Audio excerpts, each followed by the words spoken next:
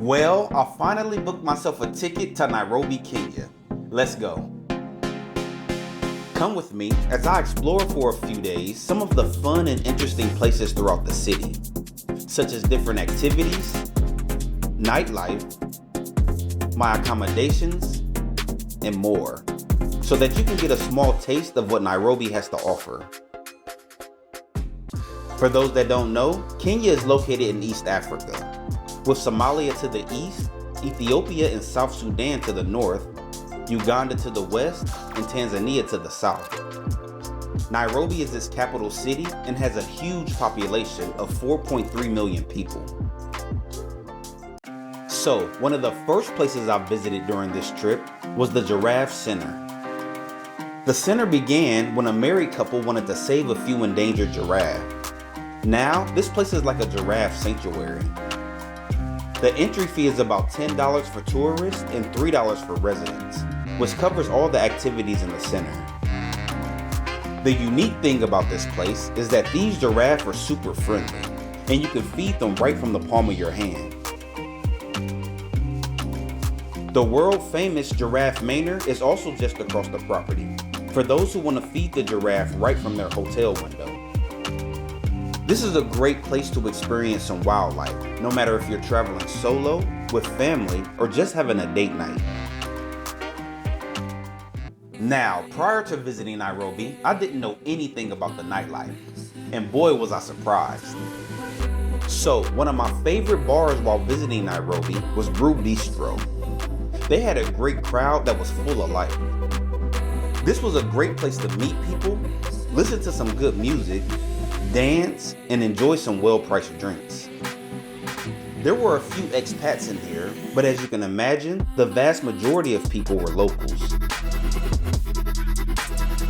A similar bar that was not too far from Brew Bistro was the bar Nairobi Street Kitchen.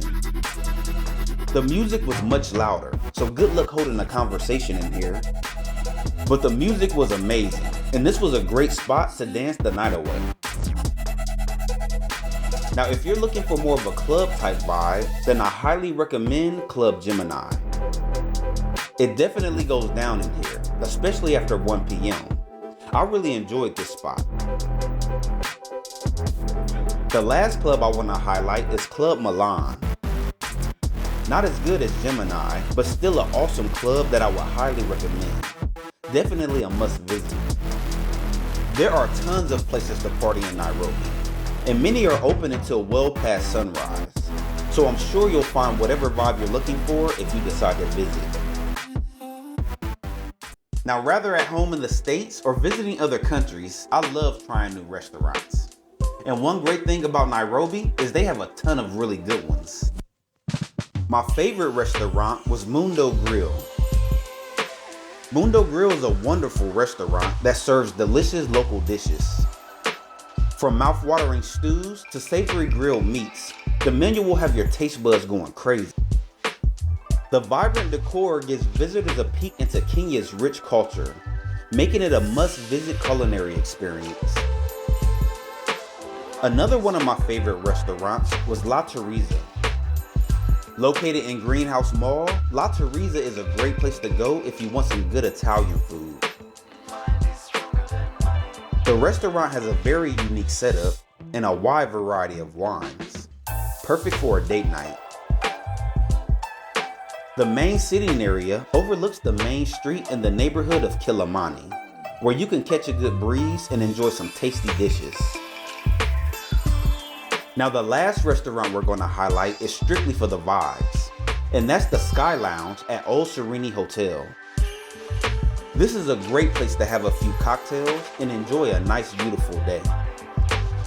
If you don't want to stay outside and enjoy some of the great rooftop views, then you can also go inside, still on the rooftop though, where the temperature is more controlled. Depending on the day of the week you go, there's a good chance they'll also have a live DJ playing some of the latest hits. Now, they don't have a large menu like some of the other restaurants I highlighted, but they still have great appetizers and delicious entrees. The list of restaurants to eat at literally goes on and on. Whether it's the wine and bottle grill with their awesome meat platters and poppin' DJs, or Oyster Bay with their terrific seafood, Nairobi has you covered. Now while in Nairobi, I wanted to get out and experience a little nature. So a few people I met recommended that I visit Karura Forest to do a little hiking. Karura Forest Reserve is 2,500 acres of beautiful nature trails. Here, you can go walking or jogging through the trails, or they have bikes you can rent. During your hike, you're going to find a variety of scenery, such as dirt trails, a lush forest full of green vegetation, creeks, caves, and then to top it all off, when you make your way to the end of the trails, you'll find the beautiful Karura waterfalls. Definitely a morning well spent. While in town, I also got the chance to visit the Nairobi National Museum to check out some Kenyan history. During my visit to the museum, I learned a lot about Kenya's fight for independence from British rule, about the country's diverse population that contributes to its variety of traditions, music, and art, as well as the country's breathtaking wildlife, which is home to iconic species such as elephants, lions, and giraffes. If you're into history and museums, then this is definitely a place you should visit while in Nairobi. When I'm exploring cities, I also like to check out the malls to do a little shopping. One of the most popular malls in Nairobi is the Westgate Mall, located in the Westlands.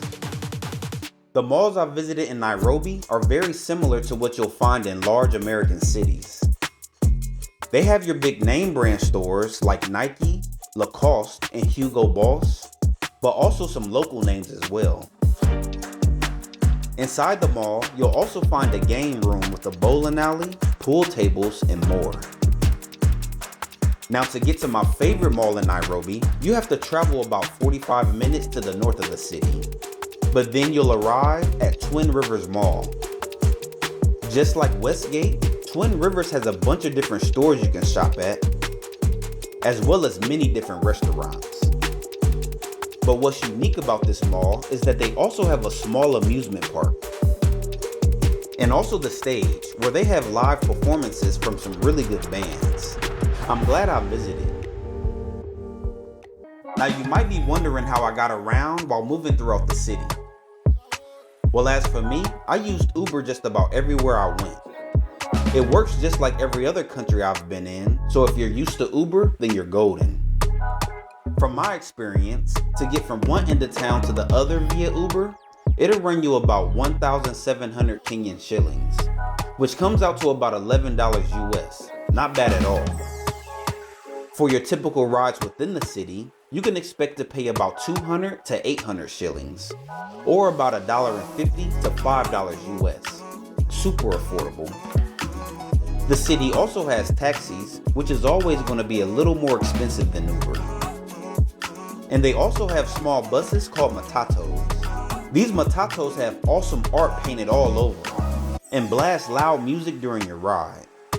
But you can also find some with no music if you prefer. Now when it comes to my accommodations, I stayed at the Doubletree by Hilton, located in the area of town called Kilimani. I stayed in their king guest room, which cost me about $100 per night. The room had all the amenities you would expect to find at a Hilton property, such as Wi-Fi, cable TV, a refrigerator, coffee maker, and so on. Inside the hotel, they have a bar, lounge, small restaurant, a pool, and a gym, just to name a few things. Not only that, the hotel is only a 5-minute walk from another bar that I liked called Quiver. I had lunch here a few times, and after 10 p.m. each night, the place draws a pretty good crowd 7 days a week. Nairobi was everything I expected and more. The people in Nairobi are very fun, friendly, kind, and make you feel right at home. The nightlife rivals other major African cities I've been to, such as Johannesburg, South Africa, and Accra, Ghana. The cost of living is pretty low, and the city has tons of activities to do outside of partying as well. For sure one of my favorite cities in Africa so far. As far as visa requirements, US citizens do need a visa, which you can obtain electronically via Kenya's electronic visa application system.